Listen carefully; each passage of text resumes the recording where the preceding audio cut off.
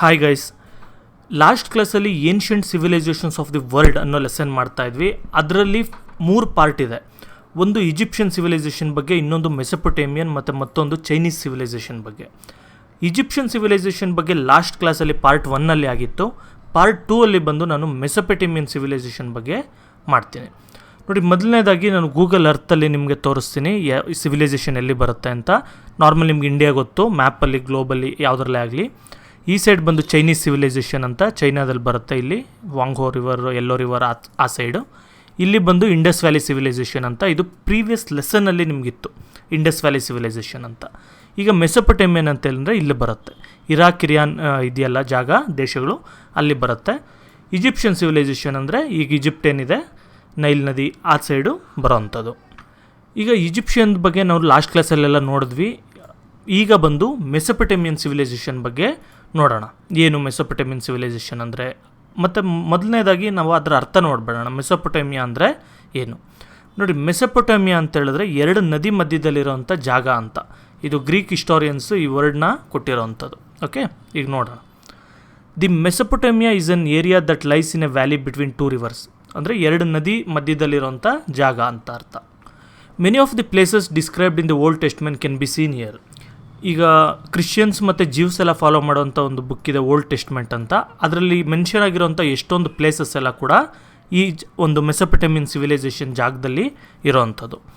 The land which inspires awe and fascination is called the land between the rivers are Mesopotamia, and it was coined by the Greeks. ನೋಡಿ, Greeks ಈ ಹೆಸರು ಕೊಡ್ತಾರೆ ಮೆಸೊಪೊಟೇಮಿಯಾ ಅಂತ. ಇದಕ್ಕೆ ಅರ್ಥ ಬಂದು 2 ಬರುತ್ತೆ. 2 ನದಿ ಮಧ್ಯದಲ್ಲಿರೋಂಥ ಜಾಗ, ಅಥವಾ ಇನ್ನೊಂದು ಅರ್ಥ ಬಂದು ನಮಗೆ ತುಂಬ ಅದ್ಭುತವಾಗಿದೆ ಅಂತ ಅನಿಸೋವಂಥದ್ದು, ಫ್ಯಾಸಿನೇಷನ್ ಇರೋಂಥ ಒಂದು ಜಾಗ ಅಂತ ಅರ್ಥ ಬರುತ್ತೆ. The 2 rivers Euphrates and Tigris had made this West Asian barren land very fertile. ನೋಡಿ, ನೀವು ಈ ಗೂಗಲ್ ಇದರಲ್ಲಿ ನೋಡ್ಬೋದು ಅಥವಾ ಬೇರೆ ಮ್ಯಾಪ್ಸಲ್ಲಿ ನೋಡ್ಬೋದು. ಇದು ಅಷ್ಟೇನು ಫರ್ಟೈಲ್ ಲ್ಯಾಂಡ್ ಅಲ್ಲ. ಇವಾಗ ನೋಡಿ, ಇಲ್ಲಿ ಮೇಲೆ ಫರ್ಟೈಲ್ ಲ್ಯಾಂಡ್ಸ್ ಎಲ್ಲ ಸಿಗುತ್ತೆ ನಿಮಗೆ, ಆದರೆ ಇಲ್ಲಿಂದ ಕೆಳಗೆ ಬಂದರೆ ಇದೆಲ್ಲ ಬ್ಯಾರನ್ ಲ್ಯಾಂಡ್ಸ್ ಬರುತ್ತೆ. ಒಂಥರ ಡೆಸರ್ಟ್ ಟೈಪ್ ಟೆರೇನ್ ಇರುತ್ತೆ ಇಲ್ಲೆಲ್ಲ. ಈ ಜಾಗ ಕೂಡ ಡೆಸರ್ಟ್ ಥರನೇ ಇರ್ತಿತ್ತು. ಆದರೆ ಈ 2 ನದಿ ಇರೋದ್ರಿಂದ ಏನಾಯಿತು, ಈ ಜಾಗದಲ್ಲಿ ಅಗ್ರಿಕಲ್ಚರ್ ಎಲ್ಲ ಡೆವಲಪ್ ಆಯಿತು. ಓಕೆ, ಆ ನದಿ ಇಲ್ಲ ಅಂದರೆ ಈ ಸಿವಿಲೈಸೇಷನ್ ಬರ್ತಿರಲಿಲ್ಲ. ನಿಮ್ಗೆ ಆಲ್ರೆಡಿ ಹೇಳ್ದಾಗೆ ಇಂಡಸ್ ನದಿ ಇರಲಿಲ್ಲ ಅಂದರೆ ಇಂಡಿಯನ್ ಸಿವಿಲೈಸೇಷನ್ ಇರಲಿಲ್ಲ. ಮತ್ತು ಈಜಿಪ್ಷಿಯನ್ ಸಿವಿಲೈಸೇಷನ್ನು ನೈಲ್ ನದಿ ಮೇಲೆ ಡಿಪೆಂಡ್ ಆಗಿತ್ತು. ಆ ರೀತಿ ಈ 2 ನದಿಗಳು ಈ ವೆಸ್ಟ್ ಏಷ್ಯನ್ ಬ್ಯಾರನ್ ಲ್ಯಾಂಡ್ ಏನಿದೆ ಇದನ್ನು ತುಂಬ ಫರ್ಟೈಲ್ ಮಾಡಿದೆ, ಬೆಳೆ ಬೆಳೆಯೋಕ್ಕಾಗೋ ಥರ. It was the fertility of this area that attracted the people to it. ನೋಡಿ, ಇಲ್ಲಿ ಫರ್ಟಿಲಿಟಿ ಚೆನ್ನಾಗಿದೆ, ಲ್ಯಾಂಡಲ್ಲಿ ಏನು ಬೇಕಾದರೂ ಬೆಳೆ ಬೆಳಿಬೋದು ಅನ್ನೋದ್ರಿಂದನೇ ಎಷ್ಟೊಂದು ಜನ ಅಟ್ರಾಕ್ಟ್ ಆಗಿ ಅಲ್ಲಿಗೆ ಬಂದು ಸೆಟ್ಲ್ ಆದರು. Since food crops could be grown with little effort, the northern hill tribes and the southern nomadic tribes of the desert try to establish control over this area. ನೋಡಿ, ನಾರ್ಮಲಾಗಿ ಏನಿದೆ, ಈ ಸೌತ್ ಸೈಡೆಲ್ಲ ಬಂದು ಫುಲ್ ಡೆಸರ್ಟ್ ಇದೆ, north ಸೈಡೆಲ್ಲ ಬಂದು ಬೆಟ್ಟಗಳಿದೆ. Okay, ಇಲ್ಲಿವರೆಗೂ ಏನು ಬೆಟ್ಟಗಳಿಲ್ಲ, ಇಲ್ಲಿಂದ ಇಲ್ಲೊಂದಷ್ಟು ಬೆಟ್ಟ ಬರುತ್ತೆ, ಮತ್ತು ಈ ಸೈಡೆಲ್ಲ ಬೆಟ್ಟ ಇದೆ, ಮತ್ತು ಇಲ್ಲಿ ಒಂದು ಸ್ವಲ್ಪ ಬೆಟ್ಟ ಬರುತ್ತೆ. ಇವರೆಲ್ಲ ಏನು ಮಾಡಿದ್ರು, ಇಲ್ಲಿ ಫರ್ಟೈಲ್ ಲ್ಯಾಂಡ್ ಇದೆ ಅಂತ ಹೇಳ್ಬಿಟ್ಟು ಈ ಜಾಗಕ್ಕೆ ತುಂಬ ಡಿಮ್ಯಾಂಡ್ ಆಯಿತು. ನೋಡಿ, ಡೆಸರ್ಟಲ್ಲೂ ಏನು ಬೆಳೆ ಬೆಳೆಯೋಕ್ಕಾಗಲ್ಲ, ಜೀವನ ಮಾಡೋದು ತುಂಬ ಕಷ್ಟ ಇರುತ್ತೆ. ಅದೇ ರೀತಿ ಬೆಟ್ಟಗಳಲ್ಲೂ ಕೂಡ ಏನು ಬೆಳೆಯೋಕ್ಕಾಗಲ್ಲ, ಚಳಿ ಇರುತ್ತೆ, ಮತ್ತು ಕರೆಕ್ಟಾಗಿ ಲ್ಯಾಂಡ್ ಸಿಗೋಲ್ಲ ಅವ್ರಿಗೆ, ಅರಿಯಬಲ್ ಲ್ಯಾಂಡ್. ಈ ರೀತಿ ಆಗೋದ್ರಿಂದ ಈ ಜಾಗ ಬೇಕು ಅಂತ ತುಂಬ ಕಾಂಪಿಟೇಷನ್ನು ಅವರಲ್ಲಿರೋವಂಥದ್ದು. The rivalry between these tribes let to number of endless conflicts. ನೋಡಿ, ಇವ್ರ ಮಧ್ಯೆ ಇವರು ಬಂದು ಅಟ್ಯಾಕ್ ಮಾಡೋದು, ಇಲ್ಲಿರೋ ಜನಗಳ ಲೈಫು ತುಂಬ ಕಷ್ಟ ಆಗೋಗುತ್ತೆ. ಯಾಕಂತ ಹೇಳಿದ್ರೆ ಒಬ್ಬರಾದ್ಮೇಲೆ ಒಬ್ಬರು ಅಟ್ಯಾಕ್ ಮಾಡ್ತಾನೆ ಇರ್ತಾರೆ. ಒಂದು ಡಾಕ್ಯುಮೆಂಟ್ರಿ ಕೂಡ ಇದೆ, Kings of Babylon from Sargon to Babylonia to Baghdad ಅಂತ. ಆ ಒಂದು ಡಾಕ್ಯುಮೆಂಟ್ರಿ ನೀವು ನೋಡಿದ್ರಿ ಅಂದರೆ ನಿಮಗೆ ಕ್ಲಿಯರಾಗಿ ಅರ್ಥ ಆಗುತ್ತೆ ಏನು ಕಾನ್ಫ್ಲಿಕ್ಟ್ ಅಂತ. ಈಗ ಸ್ಕೂಲ್ ಲೆವೆಲ್ಗೆ ಅಂದರೆ ಅದೆಲ್ಲ ಏನು ಬೇಡ, ಜಸ್ಟ್ ನಾನು ಹೇಳೋದು ಕೇಳಿಸ್ಕೊಳ್ಳಿ ಸಾಕು. ಈ ಥರ ಎಷ್ಟೊಂದು ಇವರೆಲ್ಲ ಗಲಾಟೆಗಳು ಮಾಡ್ಕೊಂಡು ಯುದ್ಧಗಳು ಮಾಡ್ಕೊಳ್ಳೋದು, ಕಿತ್ತಾಡೋದು ಎಲ್ಲ ಮಾಡ್ತಾ ಇರ್ತಾರೆ. However, in the midst of these conflicts, there emerged a civilization of strong and brave race. ನೋಡಿರಿ, ಈ ಮಧ್ಯದಲ್ಲಿ ಈ ಕಿತ್ತಾಡ್ತಾ ಏನಾಯಿತು, ಅಲ್ಲೇ ಒಂದು ಸಿವಿಲೈಸೇಷನ್ ಕೂಡ ಸ್ಟಾರ್ಟ್ ಆಯಿತು. ಅಂದರೆ ಒಂದು ತುಂಬ ಪವರ್ಫುಲ್ ಪೀಪಲ್ ಅಥವಾ ಒಂದು ತುಂಬ ಸ್ಟ್ರಾಂಗ್ ಪೀಪಲ್ ಅಂತ ಏನು ಕರಿತೀವಿ, ಅಂಥವ್ರು ಬಂದು ಒಂದು ಸಿವಿಲೈಸೇಷನ್ನ ಸ್ಟಾರ್ಟ್ ಮಾಡಿದ್ರು. ರಾಜರ ಥರ ಆ ಥರ ರೂಲ್ ಮಾಡೋಕ್ಕೆ ಸ್ಟಾರ್ಟ್ ಮಾಡಿದ್ರು. ನೋಡಿ, ಮೊದಲನೇ ಇಂಪಾರ್ಟೆಂಟ್ ರಾಜ ಅಥವಾ ಆ ರೀತಿ ಕರಿತೀವಿ ಅಂತ ಹೇಳಿದ್ರೆ, ಕಾಂಕೋರರ್ ಟೈಪ್ ಅಂತ ಹೇಳಿದ್ರೆ ಸಾರ್ಗಾನ್ ಅಂತ ಒಬ್ಬ ವ್ಯಕ್ತಿ ಇರ್ತಾನೆ. ಅವನ ಬಗ್ಗೆ ಇದರಲ್ಲಿ ಎಲ್ಲೂ ಮೆನ್ಷನ್ ಆಗಿಲ್ಲ. ಅದು ಹೇಳ್ಕೊಂಡು ಹೋದರೆ ತುಂಬ ಇದಾಗುತ್ತೆ, ತುಂಬ ದೊಡ್ಡ ಸ್ಟೋರಿ ಆಗುತ್ತೆ, ಅದರಿಂದ ಅದೇನು ಬೇಡ. The Sumerians were the first ones to evolve a system of writing in ಮೆಸೊಪೊಟೇಮಿಯಾ.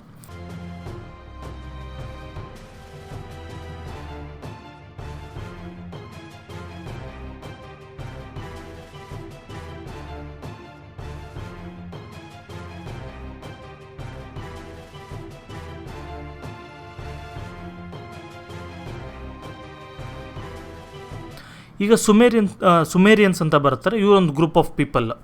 ಅವ್ರು ಬಂದು ಏನು ಮಾಡ್ತಾರೆ, ಫಸ್ಟ್ ರೈಟಿಂಗ್. ಈಗ ನಾವು ಈಜಿಪ್ಷಿಯನ್ ಸಿವಿಲೈಸೇಷನಲ್ಲಿ ನಿಮಗೆ ಇದು ತೋರಿಸಿದೆ ನಾನು, ಹೈರೋಗ್ಲಿಫಿಕ್ಸ್ ಅಂತ, ಸೇಕ್ರೆಡ್ ರೈಟಿಂಗ್ ಅಂತ. ಅದೇ ಥರ ಇವರಲ್ಲೂ ಕೂಡ ರೈಟಿಂಗ್ಸ್ ಇರುತ್ತೆ. ಅದನ್ನು ಕ್ಯೂನಿಫಾರ್ಮ್ ಅಂತ ಕರೀತಾರೆ. ನೋಡಿ ಈ ರೀತಿ, ನೋಡಿ ಇಲ್ಲಿ ಕಾಣಿಸ್ತಾ ಇದೆಯಲ್ಲ, ಈ ರೀತಿ ಜಸ್ಟ್ ಮಾರ್ಕಿಂಗ್ಸ್ ಅಷ್ಟೇ. ನಿಮಗೆ ಆ ಪಿಕ್ಟೋಗ್ರಫಿ ಬಂತಲ್ಲ ಈಜಿಪ್ಷಿಯನ್ ಸಿವಿಲೈಸೇಷನಲ್ಲಿ, ಆ ಥರ ಇರೋಲ್ಲ ಇದು. ಅದು ಡಯಾಗ್ರಾಮ್ಸ್ ಮೇಲೆ, ಒಂದು ಪಿಕ್ಚರ್ಸ್ ಮೇಲೆ ಇರುತ್ತೆ. ಇದು ಜಸ್ಟ್ ಒಂದು ಈ ಥರ ಆ್ಯಂಗಲಲ್ಲಿ ಒಂದು ಪ್ರೆಸ್ ಮಾಡೋದು ಟ್ಯಾಬ್ಲೆಟ್ ಮೇಲೆ, ಆ ರೀತಿ. ಓಕೆ, ಇದೆಲ್ಲ ಯಾವ ರೀತಿ ಮಾಡ್ತಾರೆ ಅಂತ ಹೇಳಿದ್ರೆ, ಒಂದು ಮಣ್ಣು, ಜೇಡಿ ಮಣ್ಣು ಟೈಪ್ ಏನಾದರೂ ಮಣ್ಣು ತೊಗೊಳ್ತಾರೆ. ಮಣ್ಣು ತೊಗೊಂಡ್ಬಿಟ್ಟು ಅದನ್ನೊಂದು ಬಾಕ್ಸ್ ಟೈಪ್ ಮಾಡಿಕೊಂಡು ಅದರಲ್ಲಿ ಇನ್ನೂ ಅದು ಹಸಿಯಾಗಿ ತ್ಯಾವ ಆಗಿರೋ ಟೈಮಲ್ಲಿ ಏನು ಮಾಡ್ತಾರೆ, ಈ ಥರ ಮಾರ್ಕಿಂಗ್ಸ್ ಎಲ್ಲ ಮಾಡ್ತಾರೆ. ಆಮೇಲೆ ಇದನ್ನು ಸುಟ್ಟುಬಿಟ್ರೆ ಗಟ್ಟಿ ಆಗುತ್ತೆ. ಆಮೇಲೆ ಅದನ್ನು ಸ್ಟೋರ್ ಮಾಡೋದು. ಈ ರೀತಿ ಈ ಒಂದು ಸಿಸ್ಟಮ್ ಆಫ್ ರೈಟಿಂಗ್ನ ಸುಮೇರಿಯನ್ಸೇ ಫಸ್ಟು ಇಂಟ್ರೊಡ್ಯೂಸ್ ಮಾಡೋದು. For 30 centuries, all those who entered the Fertile Valley, Sumerians, Babylonians, Assyrians and Persians used this system of writing, which was called cuneiform. For 30 centuries ಅಂದರೆ ಹತ್ತತ್ರ 3000 ವರ್ಷ ಯಾರ್ಯಾರು ಬಂದರು ನೋಡಿ. ಫಸ್ಟು ಇಲ್ಲಿ ಬಂದು ಇವರೇ ಬರಲ್ಲ, ಅಂದರೆ ಒಂದು ಜಸ್ಟ್ ಎ ಸೆಕೆಂಡ್ ಮ್ಯಾಪಲ್ಲಿ ನೋಡಿ, ಈ ಜಾಗಕ್ಕೆ ಬಂದು ಫಸ್ಟ್ ಸುಮೇರಿಯನ್ಸ್ ಬರ್ತಾರಲ್ಲ, ಸುಮೇರಿಯನ್ಸ್ ಬಂದಮೇಲೆ ಇವ್ರು ಸುಮೇರಿಯನ್ಸ್ನ ಸೋಲಿಸಿ ಇನ್ನೊಬ್ಬರು ಬರ್ತಾರೆ, ಚಾಲ್ಡಿಯನ್ಸ್. ಈ ರೀತಿ ತುಂಬ ಸರಿ ಚೇಂಜಸ್ ಆಗ್ತಾ ಇರುತ್ತೆ. ಆ ಥರ ಯಾರ್ಯಾರು ಬಂದರೂ ಕೂಡ ಅವರೆಲ್ಲ ಕೂಡ ಈ ಕ್ಯೂನಿಫಾರ್ಮ್ನೇ ಯೂಸ್ ಮಾಡ್ಕೊಳ್ತಾ ಇರ್ತಾರೆ ಕಮ್ಯುನಿಕೇಷನ್ಗೆ ಮತ್ತು ರೆಕಾರ್ಡ್ ಕೀಪಿಂಗ್ಗೆ, ಅದಕ್ಕೆಲ್ಲ. ಇದರಲ್ಲಿ ನೋಡಿ ಸುಮೇರಿಯನ್ಸ್ ಇದ್ದಾರೆ, ಬ್ಯಾಬಿಲೋನಿಯನ್ಸ್ ಇದ್ದಾರೆ, ಎಸಿರಿಯನ್ಸ್ ಇದ್ದಾರೆ, ಪರ್ಷಿಯನ್ಸ್ ಇದ್ದಾರೆ. ಇಷ್ಟೇ ಅಲ್ಲದೆ ನೋಡಿ, ಬ್ಯಾಬಿಲೋನಿಯನ್ಸಲ್ಲೂ ಕೂಡ ಸುಮಾರು ಬರುತ್ತೆ, ಆಮೊರೈಡ್ ಡೈನೆಸ್ಟಿ, ಆ ರೀತಿಯೆಲ್ಲ ಸುಮಾರು ಬರುತ್ತೆ. ಅದರ ಮೈನ್ ಕ್ಯಾಟಗರೀಸ್ನ ಮಾತ್ರ ಇನ್ಕ್ಲೂಡ್ ಮಾಡಿದ್ದಾರೆ. Okay, the central area of this civilisation was the southern part of the valley between the Euphrates and Tigris river. ನೋಡಿರಿ, ಈ ಸಿವಿಲೈಸೇಷನ್ ನಾನು ಆಗಲೇ ನಿಮಗೆ ಮ್ಯಾಪಲ್ಲಿ ತೋರಿಸಿದೆ. ಇಲ್ಲಿಂದ ಹಿಡಿದು ಇಲ್ಲಿವರೆಗೂ ಬಂದಿರುತ್ತೆ ಅಂತ ಹೇಳ್ಬಿಟ್ಟು, ಈ ಬಾರ್ಡರ್, ಈ ಕುವೈತ್ ಸಿಟಿ ಏನಿದೆ ಇಲ್ಲಿವರೆಗೂ ಫುಲ್ಲು ಸ್ಪ್ರೆಡ್ ಆಗಿರುತ್ತೆ ಅಂತ. ಆದರೆ ಇದ್ರ ಮೇಯ್ನ್ ಪಾರ್ಟ್ ಬಂದು, ಅಥವಾ ಸಿವಿಲೈಸೇಷನ್ ಸ್ಟಾರ್ಟ್ ಆಗಿದ್ದು ಬಂದು ಈ ಲೋವರ್ ಪಾರ್ಟಲ್ಲಿ, ಈ ಅರ್ಧ ಜಾಗದಲ್ಲಿ. ಓಕೆ, ಇದನ್ನು ಸುಮೆರ್ ಅಂತ ಕರಿತಾ ಇರ್ತಾರೆ. From olden times this area had been referred to as Babylonia. ಈ ಏರಿಯಾನ ಬ್ಯಾಬಿಲೋನಿಯಾ ಅಂತ ಕರೀತಾ ಇರ್ತಾರೆ ಹಳೆ ಕಾಲದಿಂದ ಕೂಡ. The northern part of Babylonia was called Akkad and southern part Sumer. ನೋಡಿ, ನಾನು ಹೇಳಿದ್ನಲ್ಲ, ಇದು ಫುಲ್ಲಿ ಬ್ಯಾಬಿಲೋನಿಯಾ ಅಂತ ಏನು ಕರೀತಾ ಇರ್ತಾರೆ ಸಿವಿಲೈಸೇಷನ್. ಇದರಲ್ಲಿ ಬಂದು ಸದರ್ನ್ ಪಾರ್ಟ್ನ ಸುಮರ್ ಅಂತ ಕರೀತಾರೆ, ಮತ್ತು ನಾರ್ತರ್ನ್ ಪಾರ್ಟ್ನ ಅಕ್ಕಾಡ್ ಅಂತ ಕರೀತಾರೆ. Okay, the northern part of Mesopotamia was known as Assyria. ನಿಮಗೆ ಇಲ್ಲಿ ಆಲ್ರೆಡಿ ನಾನು ತೋರಿಸಿದೆ, ಬ್ಯಾಬಿಲೋನಿಯಾ, ಅಸಿರಿಯನ್ಸ್ ಈ ಥರ ಎಲ್ಲ ಇರ್ತಾರೆ ಅಂತ. ಅಸಿರಿಯಾ ಅಂದರೆ ಅದು ಒಂದು ಕಿಂಗ್ಡಮ್ ಟೈಪ್. ಓಕೆ, ಇವಾಗ ಇಲ್ಲಿ ನಮಗೆ ಹೊಯ್ಸಳ ಯಾವ ಥರ ಇರುತ್ತೆ, ಮತ್ತು ಬೇರೆ ಬೇರೆ ಕಿಂಗ್ಡಮ್ಸ್, ಚಂದ್ರಗುಪ್ತ ಮೌರ್ಯ ಸಾಮ್ರಾಜ್ಯ ಯಾವ ಥರ ಇರುತ್ತೆ, ಅದೇ ರೀತಿ ಅಸಿರಿಯಾ ಅನ್ನೋದು ಒಂದು ಕಿಂಗ್ಡಮ್.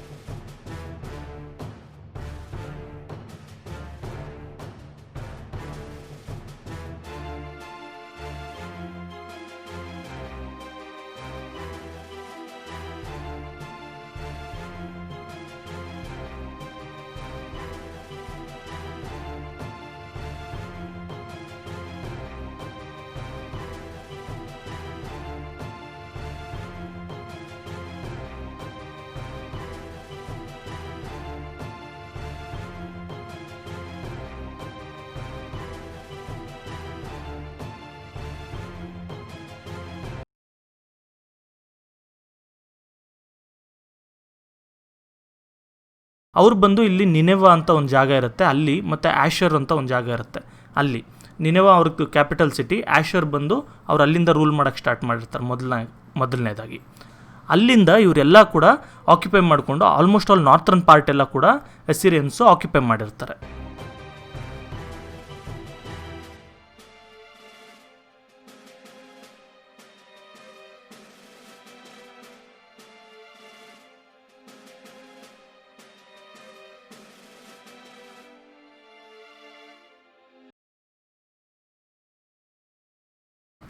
ಈಗ ಇನ್ನೊಂದು ಇನ್ಫಾರ್ಮೇಷನ್ ಇದೆ ನಿಮ್ಮ ಟೆಕ್ಸ್ಟ್ ಬುಕ್ಕಲ್ಲಿ, the hanging gardens of Babylonia ಅನ್ನೋದ್ರ ಬಗ್ಗೆ.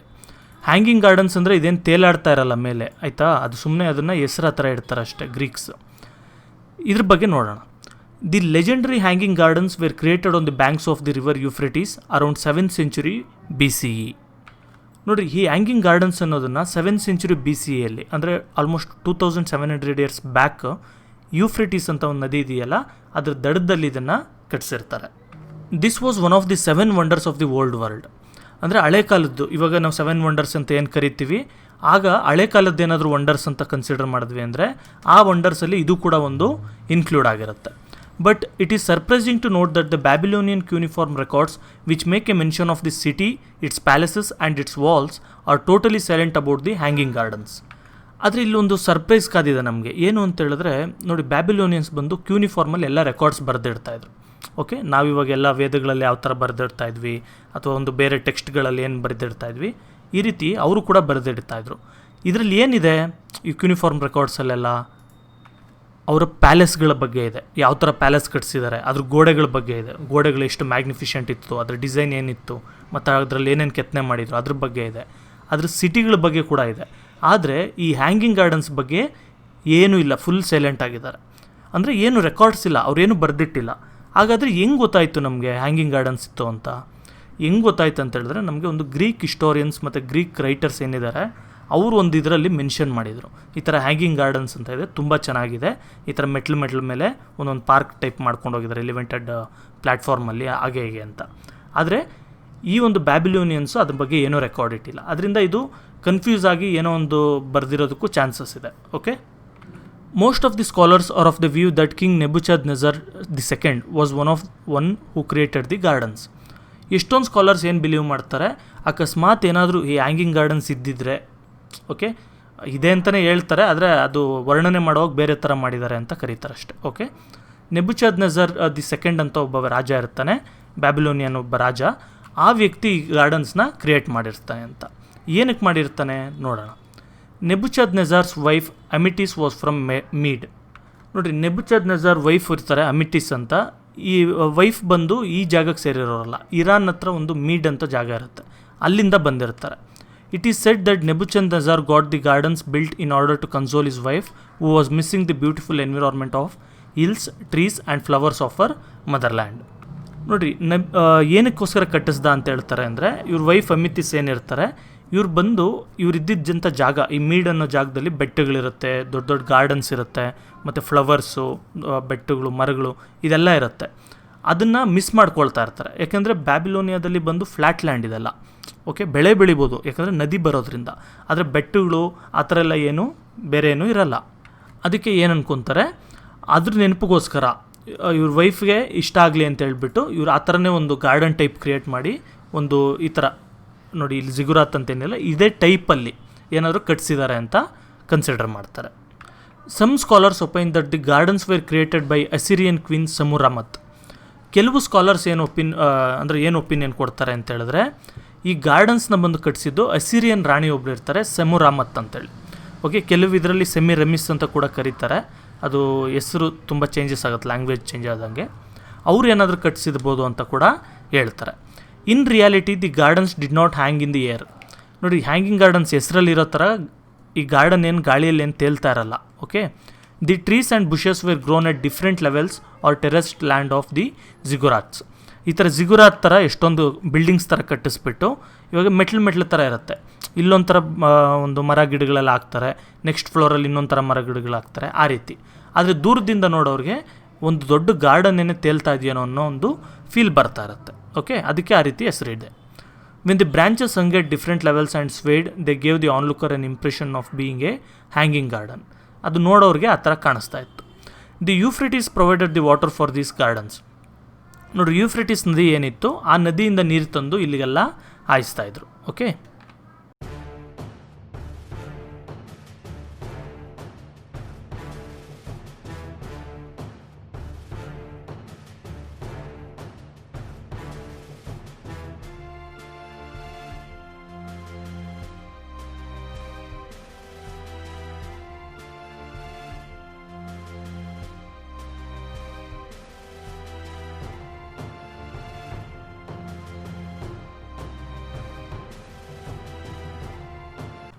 ನೋಡಿರಿ ಜಿಗುರಾತ್ ಅಂತ ಇದೆಯಲ್ಲ, ಇದು ಬಂದು ನಿಮಗೆ ಹ್ಯಾಂಗಿಂಗ್ ಗಾರ್ಡನ್ ಅಲ್ಲ ಇದು. ಓಕೆ, ಈ ಟೈಪಲ್ಲೇ ಹ್ಯಾಂಗಿಂಗ್ ಗಾರ್ಡನ್ ಇತ್ತು ಅಂತ ಹೇಳ್ತಾರೆ, ಸರಿನಾ. ಆದರೆ ಈ ಜಿಗುರಾತ್ ಅನ್ನೋದು ದೇವ್ರನ್ನ ಪೂಜೆ ಮಾಡೋಕ್ಕೆ ಅಂತ ಇವರು ಹೈಟಾಗೆ ಒಂದು ಬಿಲ್ಡಿಂಗ್ ಟೈಪ್ ಕಟ್ಟಿರ್ತಾರೆ. ಅದ್ರ ಮೇಲೆ ಈಗ ನಾವು ಆಲ್ಮೋಸ್ಟ್ ಅಲ್ಲೂ ಈಗ ನಮ್ಮದು ಏನಾದರೂ ದೇವಸ್ಥಾನಗಳಿತ್ತು ಅಂದರೆ ಅದ್ರ ಬೆಟ್ಟದ ಮೇಲೆ ಇರುತ್ತೆ. ಈಗ ತಿರುಪ್ತಿ ಇರ್ಬೋದು, ಇನ್ನೊಂದು ದೇವಸ್ಥಾನ ಇರ್ಬೋದು, ನಾವು ಮೆಟ್ಲು ಹತ್ಕೊಂಡು ಹೋಗ್ಬಿಟ್ಟು ಅಥವಾ ಬೆಟ್ಟ ಹತ್ಕೊಂಡು ಹೋಗಿ ಅಲ್ಲಿ ಪೂಜೆ ಮಾಡ್ತೀವಿ. ಅದೇ ರೀತಿಯೇ ಇವ್ರ ಆರಿಜಿನ್ ಎಲ್ಲಿದೆ, ಈ ಜನ ಎಲ್ಲಿಂದ ಬರ್ತಾರೆ, ಸುಮೇರಿಯನ್ಸ್, ಬ್ಯಾಬಿಲೋನಿಯನ್ಸ್ ಎಲ್ಲ, ಅವ್ರ ದೇವ್ರುಗಳು ಕೂಡ ಬೆಟ್ಟದ ಮೇಲೆ ಇರೋದು.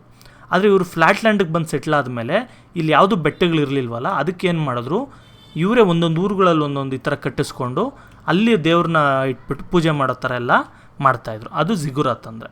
ಓಕೆ, ಇದು ಹ್ಯಾಂಗಿಂಗ್ ಗಾರ್ಡನ್ಸ್ ಅಲ್ಲ. The history of Mesopotamia is a story of endless hatred and conflict. ನಾವೀಗ ಮಿಲಿಟ್ರಿ ಇದಕ್ಕೆ ಬಂದ್ವಿ ಅಂತೇಳಿದ್ರೆ, ಮಿಲಿಟ್ರಿ ಹಿಸ್ಟ್ರಿ ಪ್ರಕಾರ ನೋಡಿದ್ವಿ ಅಂತೇಳಿದ್ರೆ, ಈ ಮೆಸೊಪೊಟೇಮಿಯಾದಲ್ಲಿ ಬಂದು ಎಂಡ್ಲೆಸ್ ಹೇಟ್ರೆಡ್ ಇದೆ ಮತ್ತು ತುಂಬ ಕಾನ್ಫ್ಲಿಕ್ಟ್ ಇದೆ.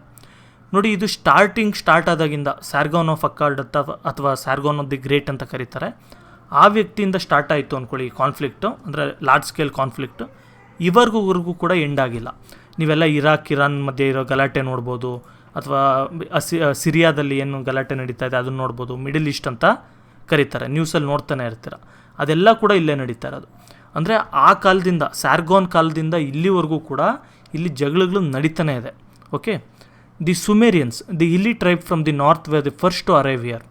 ನೋಡಿರಿ, ಈ ಜಾಗಕ್ಕೆ ಫಸ್ಟ್ ಬರೋದು ಬಂದು ಸುಮೇರಿಯನ್ಸ್ ಅಂತ. ಇವರು ನಾರ್ತ್ ಸೈಡ್ಗೆ, ನಾರ್ತ್ ಅಂದರೆ ಈ ಸೈಡ್ ಎಲ್ಲೋ ಒಂದು ಬೆಟ್ಟಗಳಲ್ಲಿ ಇವರು ಮೊದಲು ಜೀವನ ಮಾಡ್ತಾ ಇರ್ತಾರೆ. ಆಮೇಲೆ ಇಲ್ಲೆಲ್ಲ ಫರ್ಟೈಲ್ ಲ್ಯಾಂಡ್ ಇದೆ ಅಂತೇಳಿ ಅಲ್ಲಿಂದ ಬಂದು ಇಲ್ಲಿಗೆ ಸೆಟಲ್ ಆಗ್ತಾರೆ. They who used to worship their gods on top of the hills, after coming to the plains built artificial hills and established their places of worship there. ನೋಡಿ, ನಾನು ಆಲ್ರೆಡಿ ಹೇಳ್ದಾಗೆ ನಿಮಗೆ, ಇವರು ಬೆಟ್ಟದ ಮೇಲೆ ಇರೋಂಥ ದೇವ್ರುಗಳಿಗೆ ಪೂಜೆ ಮಾಡೋದು ಆ ರೀತಿ ಇರುತ್ತೆ. ಇವಾಗ ನಮ್ಮಲ್ಲೂ ಆ ಥರ ಎಷ್ಟೊಂದು ಕಸ್ಟಮ್ಸ್ ಇದೆ.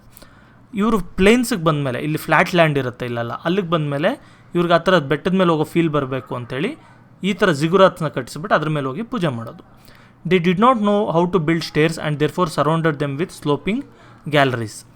ಇವರು ಬಂದು ಸ್ಟೇರ್ಸ್, ಇಲ್ಲಿ ನಿಮ್ಗೆ ಕಾಣಿಸ್ತಾ ಇದೆಯಲ್ಲ, ಇದು ಮೆಟ್ಲಲ್ಲ, ಇದು ಇವಾಗ ಜಾರಬಂಡಿಗೆ ಏನು ಸ್ಲೋಪ್ ಇದೆ ಆ ಥರ ಸ್ಲೋಪ್ ಅಷ್ಟೇ, ಆದರೆ ಆರಾಮಾಗಿ ನಡ್ಕೊಂಡು ಹೋಗ್ಬೋದು.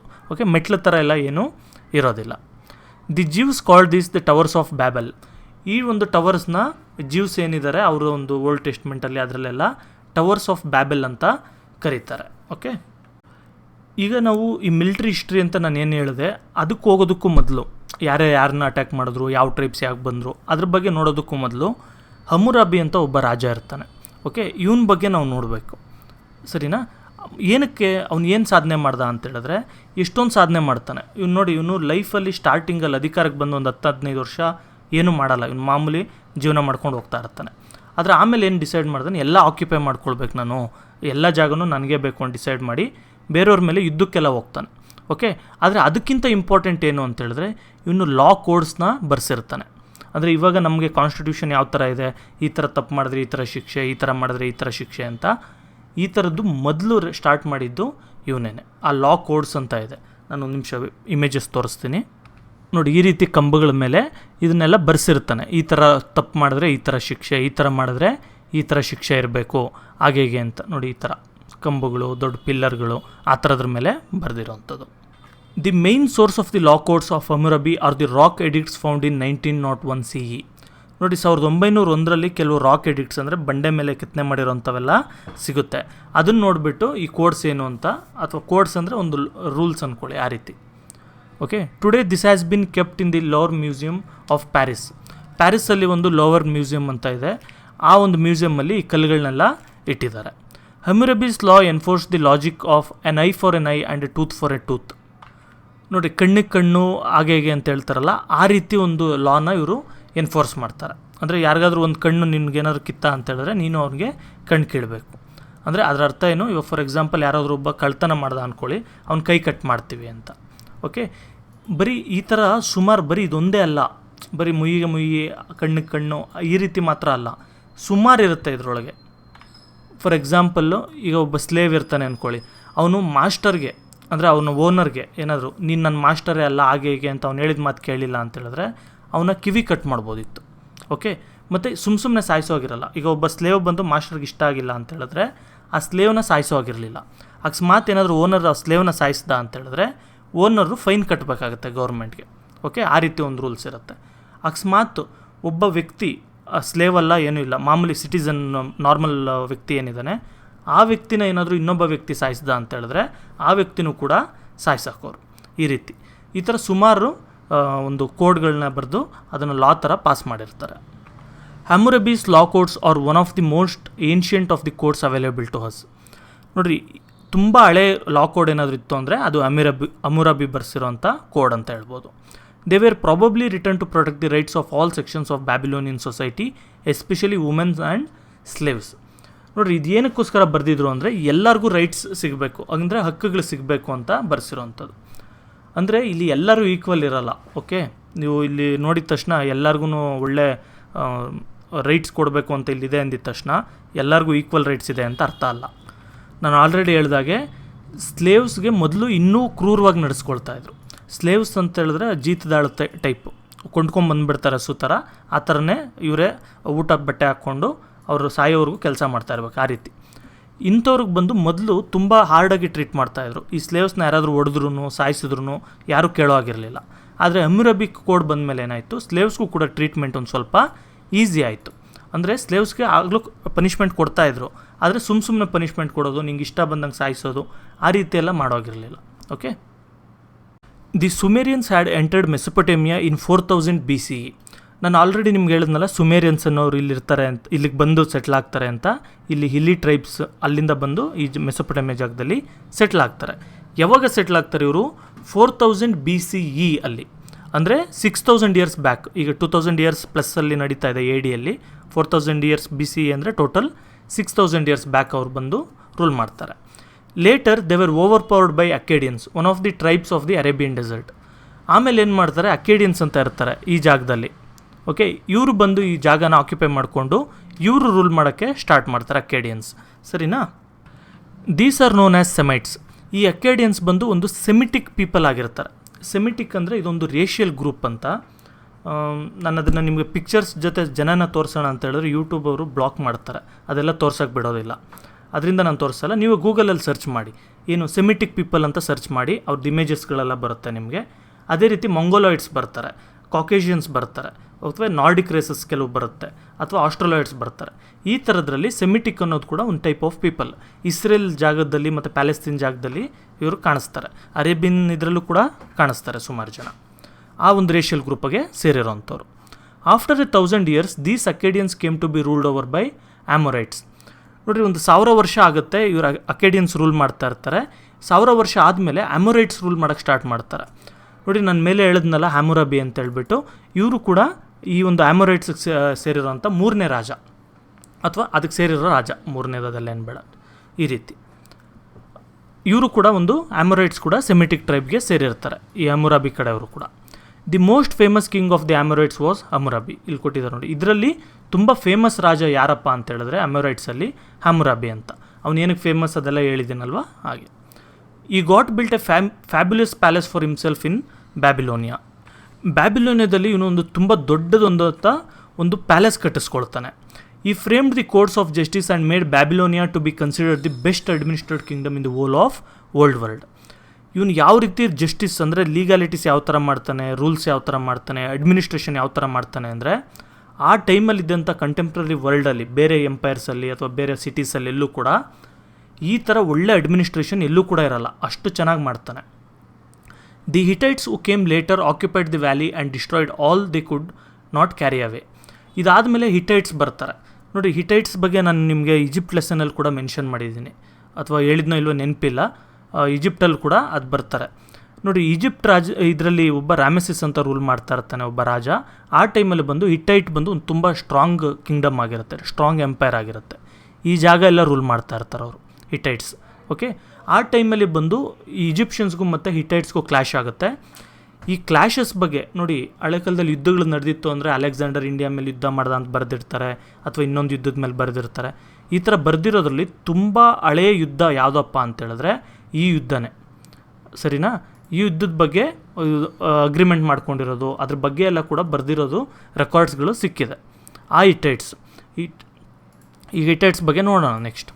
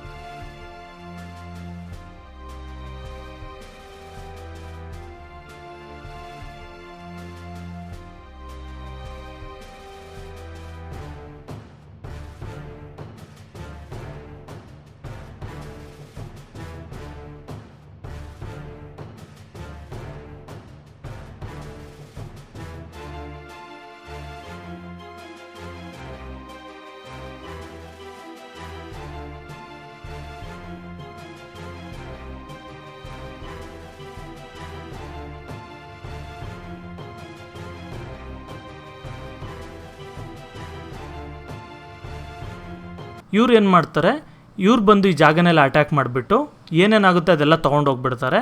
ಏನೇನು ತೊಗೊಂಡೋಗೋಕ್ಕಾಗಲ್ಲ ಅದನ್ನೆಲ್ಲ ಕೂಡ ಸುಟ್ಟಾಕ್ಬಿಡ್ತಾರೆ. These Hittites were defeated by the Assyrians who were the followers of Asura, the desert god. ಈ ಹಿಟ್ಟೈಟ್ಸ್ ಏನಿರ್ತಾರೆ, ಈ ಜಾಗದಲ್ಲಿ ಹಿಟ್ಟೈಟ್ಸ್ ಇರ್ತಾರಲ್ಲ, ಇವ್ರನ್ನ ಬಂದು ಅಸಿರಿಯನ್ಸ್ ಅಂತ ಬರ್ತಾರೆ. ಇಲ್ಲಿಂದ ಆಶ್ಯೂರ್ ಮತ್ತು ನಿನೆವಾ ಅಂತ 2 ಜಾಗ ಇರುತ್ತೆ, ಅಲ್ಲಿಂದ ಬರ್ತಾರೆ ಇವರು. ನಿನೆವಾ ಬಂದು ಅವ್ರದ್ದು ಕ್ಯಾಪಿಟಲ್ ಸಿಟಿ, ಆಶ್ಯೂರ್ ಬಂದು ಅವ್ರದ್ದು ಒರಿಜಿನೇಟ್ ಅಂದರೆ ಎಲ್ಲಿಂದ ಬಂದರು ಅಂತ ಆ ಸಿಟಿ.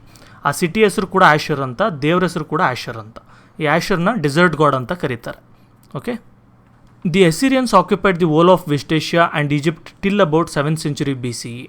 7th century BCEವರೆಗೂ ವೆಸ್ಟ್ ಏಷ್ಯಾ ಫುಲ್ಲು ಕೂಡ ಇವ್ರ ಕಂಟ್ರೋಲಲ್ಲೇ ಇರುತ್ತೆ.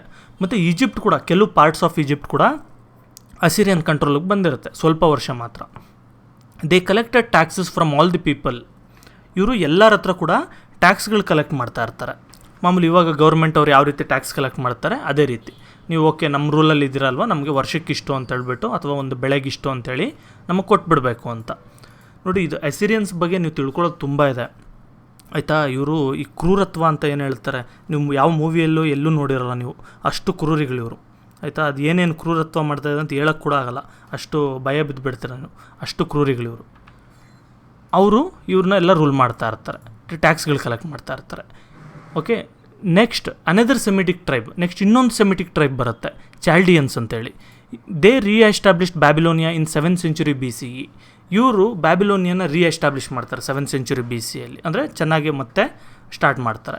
And developed it into A prominent capital of that time. ಮತ್ತು ಅದನ್ನು ಡೆವಲಪ್ ಮಾಡಿ ಒಂದು ದೊಡ್ಡ ಕ್ಯಾಪಿಟಲ್ ಟೈಪು ರೆಡಿ ಮಾಡ್ತಾರೆ. Nebuchadnezzar was the greatest king among them. ಈ ನೆಬುಚಾದ್ನೆಜರ್ ಬಂದು ಈ ಅಸಿರಿಯನ್ಸ್ ಸೋತೋದ ಮೇಲೆ ಈ ನೆಬುಚಾದ್ನೆಜರ್ ಬರ್ತಾನೆ. ಅಸಿರಿಯನ್ಸ್ನ ಬಂದು ಒಬ್ಬ ರಾಜ ಸೋಲಿಸ್ತಾನೆ, ಅವನ ಹೆಸರು ನೆನಪಿಲ್ಲ ನನಗೆ. ಆ ರಾಜನ ಮಗ ಈ ನೆಬುಚಾದ್ನೆಜರ್ ದಿ ಸೆಕೆಂಡ್ ಅಂತೇಳಿ ಫುಲ್ ಹೆಸರು. ಅವನು ಗ್ರೇಟೆಸ್ಟ್ ರಾಜ ಅಂತ ಹೇಳ್ಬೋದು ಇದರಲ್ಲಿ. He encourage the study of science. ಇವನು ಸೈನ್ಸ್ನ ಸ್ಟಡಿ ಮಾಡೋದ್ರ ಬಗ್ಗೆ ತುಂಬ ಎನ್ಕರೇಜ್ ಮಾಡ್ತಾನೆ ಜನಗಳನ್ನೆಲ್ಲ. But the Chaldeans came under the attack of Persians in the 6th century BCE. ನೋಡಿ, ನಾನು ಚಾಲ್ಡಿಯನ್ಸ್ ಹೇಳಿದ್ನಲ್ಲ, ಅವ್ರನ್ನ ಬಂದು ಈ ನೆಬುಚಾದ್ನೆಜರ್ ಏನಿದ್ದಾರೆ ಇವನ್ನ ಬಂದು ಈ ಪರ್ಷಿಯನ್ಸ್ ಅಟ್ಯಾಕ್ ಮಾಡ್ತಾರೆ, ಈ ಒಂದು ಚಾಲ್ಡಿಯನ್ಸ್ನ. ಪರ್ಷಿಯನ್ಸ್ ಅಂದರೆ ನೀವು ಕೇಳಿರ್ಬೋದು, ಡೆರೈಸ್, ಜೆರ್ಕ್ಸಿಸ್ ಅಂತ ಕರೀತಾರೆ, ಡೆರೈಸ್ ಅಂತ ಕರೀತಾರೆ. ಓಕೆ. ಮತ್ತು ಈಜಿಪ್ಟಲ್ಲೂ ಕೂಡ ನಾನು ಹೇಳಿದ್ದೆ, ಇವ್ರು ಪರ್ಷಿಯನ್ಸು ಒಂದು ಸ್ವಲ್ಪ ಈಜಿಪ್ಟನ್ನ ರೂಲ್ ಮಾಡ್ತಾರೆ ಸ್ವಲ್ಪ ವರ್ಷ ಅಂತ. ಹಾಗೆ 200 years later Alexander transform this place of the Semitic peoples into a Greek province. ನೋಡಿ, ಈ ಜಾಗ ಏನು ಹೇಳಿದೆ, ಈ ಜಾಗದಲ್ಲಿ ಬಂದು ಈ ಪರ್ಷಿಯನ್ಸ್ ರೂಲ್ ಮಾಡ್ತಾ ಇರ್ತಾರೆ. ಪರ್ಷಿಯನ್ಸ್ ಬಂದು ಈಗ ಅಳಬ್ರು ಏನಿದ್ರು, ತುಂಬ ಕೆಟ್ಟವರೆಲ್ಲ ಇದ್ದರು, ಅಸಿರಿಯನ್ಸ್ ಅವರೆಲ್ಲ ಇದ್ದರು, ಮತ್ತು ಸ್ಯಾರ್ಗೋನೆಲ್ಲ ಕೆಟ್ಟವನು ಆ ಥರ ಎಲ್ಲ ಹೇಳಿದ್ನಲ್ಲ, ತುಂಬ ಕ್ರೂರಿಗಳು ಅಂತ. ಅವ್ರನ್ನೆಲ್ಲರನ್ನೂ ಬಂದು ಪರ್ಷಿಯಾದಿಂದ, ಇರಾನ್ ಜಾಗದಿಂದ ಒಂದು ಡೈನೆಸ್ಟಿ ಬಂದಿರುತ್ತೆ, ಚಾಲ್ಡಿಯನ್ಸ್ ಅಂತೇಳಿ. ನಾನು ಹೇಳಿದ್ನಲ್ಲ ಈಗ ಡೆರೈಸ್ ಮತ್ತು ಜೆರ್ಕ್ಸಿಸ್ ಅಂತ. ಅವರ ಡೈನೆಸ್ಟಿ ಇದನ್ನು ಫುಲ್ಲು ಆಕ್ಯುಪೈ ಮಾಡಿಕೊಂಡು ಅವರು ರೂಲ್ ಮಾಡೋಕ್ಕೆ ಸ್ಟಾರ್ಟ್ ಮಾಡ್ತಾರೆ. ಅವರು ಒಂದು ಸ್ವಲ್ಪ ಶಾಂತಿಯುತವಾಗಿ ರೂಲ್ ಮಾಡ್ತಾ ಇಲ್ಲ, ಆ ಥರನೇ ರೂಲಿಂಗ್ ಇರುತ್ತೆ. ಅಂದರೆ ಗಲಾಟೆಗಳಲ್ಲಿ ಇಲ್ಲಿ ಆಗುತ್ತೆ, ಯುದ್ಧಗಳಾಗುತ್ತೆ, ಗಲಾಟೆಗಳಾಗುತ್ತೆ. ಆದರೆ ಪ್ರೀವಿಯಸ್ಲಿ ಇದ್ದಂಥವ್ರು ಕಂಪೇರ್ ಮಾಡಿದ್ರೆ ಇವರು ಚೆನ್ನಾಗೇ ರೂಲ್ ಮಾಡ್ತಾ ಇರ್ತಾರೆ. ಆಮೇಲೆ ಏನಾಗುತ್ತೆ, ಅಲೆಕ್ಸಾಂಡರ್ ಬಗ್ಗೆ ನೀವು ಕೇಳಿರ್ಬೋದು. ಓಕೆ. ಮ್ಯಾಸಿಡೋನಿಯಾ ಅಥವಾ ಗ್ರೀಕ್ ಅಂದ್ಕೊಳ್ಳಿ, ಮ್ಯಾಸಿಡೋನಿಯಾ ಅದೆಲ್ಲ ಗೊತ್ತಾಗಲ್ಲ. ಗ್ರೀಕಿಂದ ಬರ್ತಾನೆ ಒಬ್ಬ ಅಲೆಕ್ಸಾಂಡರ್ ಅಂತೇಳಿ, ಅಲೆಕ್ಸಾಂಡರ್ ದಿ ಗ್ರೇಟ್. ಅವನು ಬಂದು ಇಲ್ಲಿ ಡೆರೈಸ್ ಅಂತ ಒಬ್ಬ ರಾಜ ರೂಲ್ ಮಾಡ್ತಾ ಇರ್ತಾನಲ್ಲ, ಅವನ್ನ ಸೋಲಿಸ್ಬಿಟ್ಟು ಅವನ್ನ ಯಾರೋ ಸಾಯಿಸಿಬಿಡ್ತಾರೆ. ಅಲೆಕ್ಸಾಂಡರು ರಾಜ ಆಗ್ತಾನೆ ಆ ಜಾಗಕ್ಕೆ. ಇವನು ರಾಜ ಆದಮೇಲೆ ಇಲ್ಲಿ ಏನೇನು ಸೆಮಿಟಿಕ್ ಪೀಪಲ್ ಇದ್ದರು ಅವ್ರ ಜೊತೆಗೆ ಈ ಗ್ರೀಕ್ ಅಥವಾ ಗ್ರೀಸಿಂದ ಮತ್ತು ಮೆಸಿಡೋನಿಯಿಂದ ಕರ್ಕೊಂಬಂದಿರೋಂಥ ಜನಗಳನ್ನೆಲ್ಲ ಅಲ್ಲಿ ಸೆಟಲ್ ಮಾಡಿಸ್ತಾನೆ. ನೀವು ಇಲ್ಲೇ ಜೀವನ ಮಾಡಿರಿ ಅಂದ್ಬಿಟ್ಟು ಅವ್ರಿಗೊಂದೊಂದು ಪೋಸ್ಟ್ ಕೊಡೋದು, ಕೆಲಸಗಳು ಕೊಡೋದು, ರೂಲ್ ಮಾಡೋಕ್ಕೊಂದು ಸ್ಯಾಟ್ರಾಪ್ಸ್ ಅಂತಾರೆ, ಆ ರೀತಿ ಅಪಾಯಿಂಟ್ ಮಾಡೋದು, ಅದೆಲ್ಲ ಕೂಡ ಮಾಡ್ತಾನೆ. After the rulers of the Romans and Turks who followed Alexander, this civilisation declined and turned into a wilderness. ನೋಡಿರಿ, ಆಮೇಲೆ ಅಲೆಕ್ಸಾಂಡರ್ ಹೋದ್ಮೇಲೆ ಬಂದು ಕೆಲವು ಸ್ಯಾಟ್ರಾಪ್ಸ್ ಎಲ್ಲ ರೂಲ್ ಮಾಡ್ತಾ ಇರ್ತಾರೆ. ಅದಾದಮೇಲೆ ಸ್ವಲ್ಪ ಈ ರೋಮನ್ ಎಂಪೈರ್, ಬೈಜೆಂಟೈನ್ ಎಂಪೈರ್ ಸ್ವಲ್ಪ ಜನ ರೂಲ್ ಮಾಡ್ತಾರೆ. ಅದಾದಮೇಲೆ ಸ್ಯಾಸಿನಿಡ್ಸ್ ಬರ್ತಾರೆ, ಅವರು ಒಂದು ಸ್ವಲ್ಪ ರೂಲ್ ಮಾಡ್ತಾರೆ. ಆಮೇಲೆ ಬಂದು ಇದು ಟರ್ಕ್ಸ್ ಅಂಡರ್ಗೆ ಬರುತ್ತೆ. ಓಕೆ. ಆಟೋಮನ್ ಟರ್ಕ್ಸ್ಗೂ ಬರುತ್ತೆ. ಆಮೇಲೆ ಈ ರೀತಿಯೆಲ್ಲ ಆಗುತ್ತೆ. ಆಮೇಲೆ ಇದೆಲ್ಲ ಬಂದು ಒಂದು ವಿಲ್ಡರ್ನೆಸ್ ಥರ ಕ್ರಿಯೇಟ್ ಆಗಿಬಿಡುತ್ತೆ. ಈಗಲೂ ಕೂಡ ನೀವು ನೋಡ್ಬೋದು, ಇಲ್ಲಿ ನೀವೇನೇನು ಐಸಿಸ್ ಅದು ಇದು ಟೆರರಿಸ್ಟ್ ಆರ್ಗನೈಸೇಷನ್ ಅದೆಲ್ಲ ಕೇಳ್ತೀರಾ, ಅದೆಲ್ಲ ಕೂಡ ಈ ರೀಜನಲ್ಲೇ ನಡೀತಾ ಇರೋದು ಜಾಸ್ತಿ, ಈ ಮೆಸೊಪೊಟೇಮಿಯಾ ರೀಜನಲ್ಲಿ. ಈ ಸೈಡ್ ಇರಾನಲ್ಲಿ ಅಷ್ಟೇನಿಲ್ಲ. ಓಕೆ. ಈ ಕಡೆ ಟರ್ಕಿಯಲ್ಲಿ ಅಷ್ಟೇನಿಲ್ಲ, ಸೌದಿ ಅರೇಬಿಯಾ ಕಡೆ ಅಷ್ಟೇನಿಲ್ಲ. ಈ ಸಿರಿಯಾ ಏನಿದೆ, ಇರಾಕ್ ಏನಿದೆ, ಮತ್ತು ಈ ಜಾಗಗಳಲ್ಲಿ ತುಂಬ ನಡೆಯುವಂಥದ್ದು. ಓಕೆ. ಇಲ್ಲಿಗೆ ಇದು ಮೆಸೊಪೊಟೇಮಿಯನ್ ಸಿವಿಲೈಸೇಷನ್ ಮುಗೀತು. ಏನಾದರೂ ಡೌಟ್ಸ್ ಇತ್ತು ಅಂತ ಹೇಳಿದ್ರೆ ಕಮೆಂಟ್ ಸೆಕ್ಷನಲ್ಲಿ ಕಮೆಂಟ್ ಮಾಡಿ, ನಾನು ನಿಮಗೆ ಅದನ್ನು ಏನು ಡೌಟ್ಸ್ ಇದೆ ಅದನ್ನು ಕ್ಲಿಯರ್ ಮಾಡ್ತೀನಿ. ಮತ್ತು ಇದ್ರ ಬಗ್ಗೆ ನೀವು ಏನಾದ್ರು ಫರ್ದರ್ ಸ್ಟಡೀಸ್ ಮಾಡಬೇಕು ಅಂದರೆ ನಿಮಗೆ ಎಷ್ಟೊಂದು ಡಾಕ್ಯುಮೆಂಟ್ರಿ ಸಿಗುತ್ತೆ. ಓಕೆ, ಮೆಸೊಪೊಟೇಮಿಯನ್ ಸಿವಿಲೈಸೇಷನ್ ಬಗ್ಗೆ, ಬ್ಯಾಬಿಲೋನಿಯಾ ಬಗ್ಗೆ, ಅಸಿರಿಯನ್ಸ್ ಬಗ್ಗೆ ಅದೆಲ್ಲ ನೋಡಿ ಫರ್ದರ್ ನಿಮ್ಗೆ ಇನ್ನೇನಾದರೂ ತಿಳ್ಕೊಳ್ಬೇಕು ಅಂದರೆ. ಇಲ್ಲ ಇಷ್ಟೇ ಸಾಕು ನಮಗೆ ಅಂತ ಹೇಳಿದ್ರೆ ಇಲ್ಲಿಗೆ ಸಾಕು. ಇದೆಲ್ಲ ಒಳ್ಳೊಳ್ಳೆ ಕಥೆಗಳೆಲ್ಲ ಬರುತ್ತೆ, ಸ್ಟಡಿ ಮಾಡಿದ್ರೆ ಒಳ್ಳೆಯದು, ಇಲ್ಲ ಅಂದರೂ ಓಕೆ. Thank you.